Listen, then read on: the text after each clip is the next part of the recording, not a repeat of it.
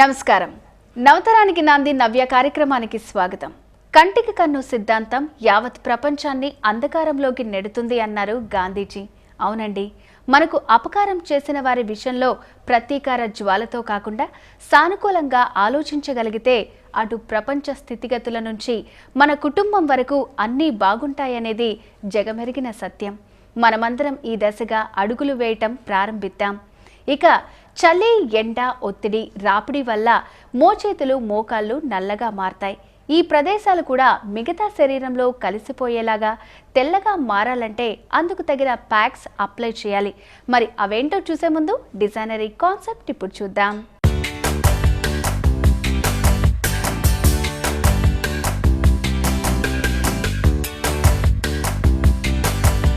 ఇప్పుడు టైయింగ్ చేసుకున్న వాటికి ఏ విధంగా డైస్ వాడుకోవాలి, ఏ విధంగా మనం రంగులు వాటికి అద్దుకోవాలన్న దాని గురించి మనం ఇప్పుడు తెలుసుకుందాము.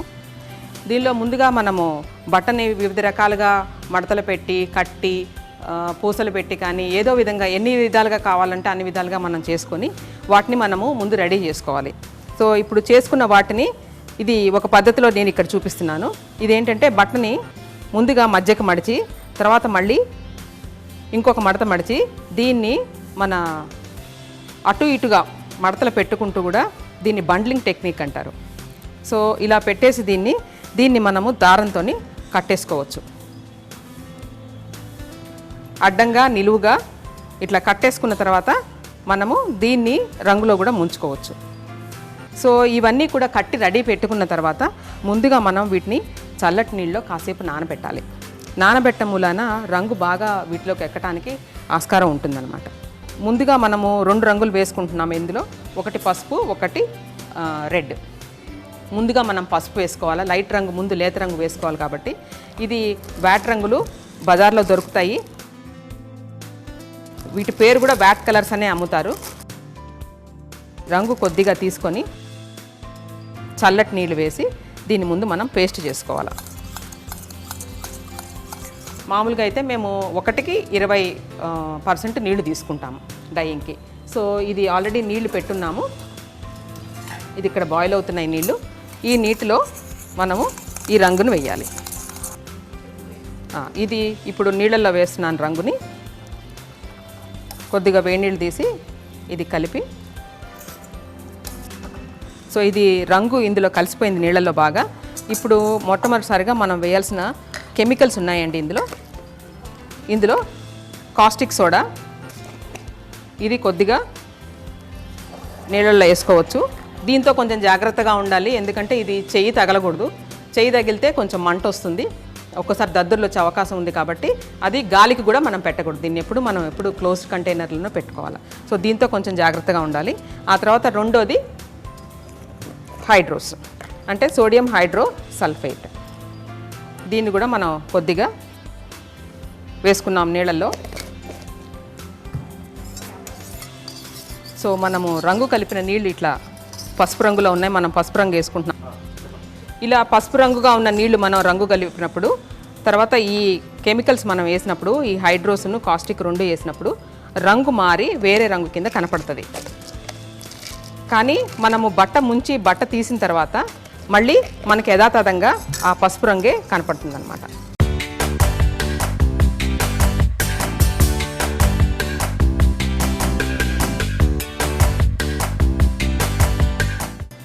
ఇక్కడ మనం ఆల్రెడీ చల్లటి నీటిలో పెట్టిన వాటిని గట్టిగా పిండేసి ఇందులో వేద్దాం. బట్ట ముంచినప్పుడు మీరు చూడండి ఇట్లాగా వైలెట్ రంగులో కనపడుతుంది. ఇది మనం కొంచెం సేపు ఒక అరగంట డైయింగ్ అయిన తర్వాత బయటికి తీసి ఆరబెట్టినప్పుడు పసుపు రంగుగా మారిపోతుంది అన్నమాట. సో ఇట్లా మనం చేసుకున్నవన్నీ మనం ఇందులో వేసుకుంటున్నాం. ఇప్పుడు ఇది రాళ్ళు పెట్టి కట్టింది, మనం ఇది కూడా వేస్తున్నాను. ఆ తర్వాత ఇది బట్టని ఒక ఉండలాగా చేసి దాని మీద కట్టింది, దీన్ని మార్బ్లింగ్ అంటాము. ఇది ఒకటి వేస్తున్నాను. సో ఇవన్నీ కూడా మనం ఒక 10 నుంచి 15 నిమిషాల సేపు ఇట్లా పొయ్యి మీద దీన్ని కొంచెం డైయింగ్ అవ్వాలి. ఇట్లా ఉడకనిస్తే తర్వాత మనం తీసి బయటకు ఆరబెట్టాలి. ముందు కడిగే ముందు ఆరబెట్టిన తర్వాత రంగు మార్పు చెందిన తర్వాతే మనం దాన్ని వాష్ చేసుకోవాలి. ఇప్పుడు నేను తీస్తున్నాను.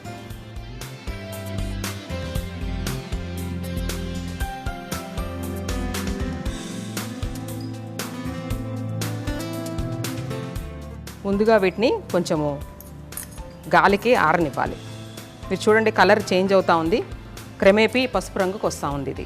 ఇది పూర్తిగా పసుపు రంగుకి వచ్చిన తర్వాతే మనము కావాలంటే ఇంకొక రంగు కావాలంటే అప్పుడు ఇది స్పైడర్ వెబ్ అనుకోండి, దీనికి మళ్ళీ ఇంకో రంగు చేయాలంటే ఈ మధ్యలో ఎక్కడైతే ఖాళీ ఉందో అక్కడ కట్టేసి మళ్ళీ ఇంకొక రంగులో వేయటం మూలాన మనకి ఇప్పుడు మనం పసుపు రంగు మీద కడతాం కాబట్టి తెలుపు పసుపు రంగులతోటి మూడో రంగు మనకు కనపడుతుంది అన్నమాట.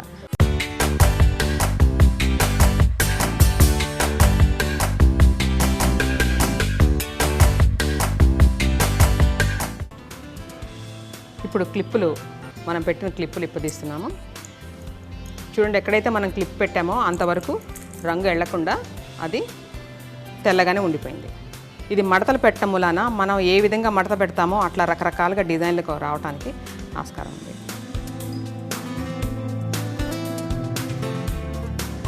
పూర్తిగా రంగు పసుపులోకి వచ్చిన తర్వాత అప్పుడు దీన్ని మనం నీటిలో జాడించుకోవాలి.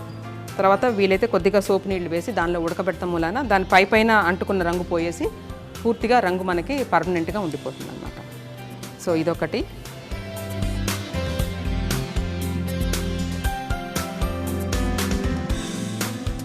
Spider web.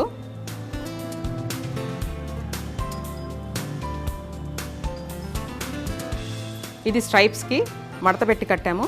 ఇది ఇంకా గాలికి ఎక్స్పోజ్ అవ్వలేదు కాబట్టి ఆ రంగు మారలేదు. ఇప్పుడు ఇలా ఓపెన్ చేసి పెడితే దీనికి ఈ రంగు మారిపోయి మనకి ఇట్లాగా స్ట్రైప్స్ కనపడతాయి. ఇదే మళ్ళీ కావాలంటే ఇప్పదీయకుండానే మళ్ళీ ఇంకొకసారి కట్టి రెండో రంగులో వేయటం వలన రెండు రంగులు వస్తాయి ఒక దాని మీద. ఇక్కడ చూసినట్లయితే ఇది పసుపులో వేసి ముందు ఇవన్నీ మీరు చూస్తే చుక్కలన్నీ కూడా ఒకటే షేప్లో ఉన్నాయి, ఒకటే సైజులో ఉన్నాయి. అది మనం పూసలు కనుక తీసుకున్నట్టయితే ఒకటే సైజు పూసలు కానీ రాళ్ళు కానీ తీసుకుని కడితే కనుక ఆ విధంగా డిజైన్ ప్రకారం కట్టి చేయొచ్చు అన్నమాట. ఈ మధ్యలో ఉందేమో స్పైడర్ వెబ్ టైప్, ఇక్కడేమో ట్రిటిక్ అండి, చుట్టూతా ఆ బటర్ఫ్లై చుట్టూతా మొత్తము విప్పింగ్ చేసిందనమాట స్టిచ్. సో ఇట్లా అన్ని రకాల మెథడ్స్ కంబైన్ చేసుకొని వాల్ ప్యానల్స్ కానీ చీరలకు కానీ హాఫ్ శారీస్ కానీ డ్రెస్సెస్ కానీ ఏవైనా మనం చేసుకోవచ్చు.